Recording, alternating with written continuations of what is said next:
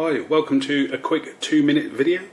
I've got this PIC 18F 26K22. It's using the 16 megs internal oscillator with a PLL multiplying that by 4 times. I'm seeing how fast I can turn a pin on and off. I'll show you on the scope. Right, this is the chip select turning on.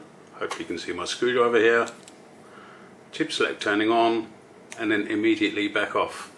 That's taking 68 nanoseconds, and then the time we're waiting in the while 1 is 182 nanoseconds. So the while 1 is taking 3 times as long as the pulse. So this is a sample of the code. So what you've just seen on the scope, while 1, chip select on, chip select off, and you saw it takes approximately 68 nanoseconds.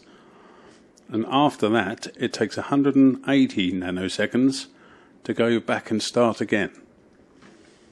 So if I comment this out, I can leave that curly brace down there. If I comment out the while 1, uncomment assembly, because nothing is faster than assembly. So assembly to do the same thing.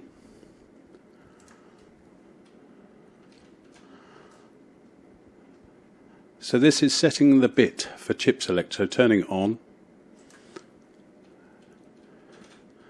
and this is clearing that bit.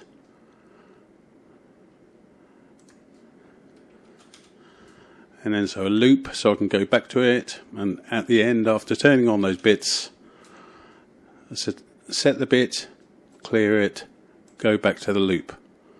So that's literally a go-to, so it's not checking anything. There we go, so that's with assembly. We have still got 68 nanoseconds on and off and 180, 181 before it starts again. So there's nothing you can do. If you want something repeated, it's going to consume a lot of time in a while 1. Yeah, so if you look at this 68 nanoseconds, that's taking nearly 3 times as long.